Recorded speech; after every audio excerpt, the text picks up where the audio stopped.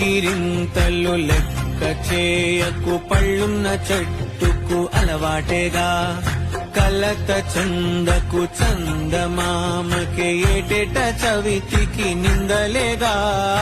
ఓటమన్నది గురువు కదరా, ఓటుతో నువ్వు గెలవవా.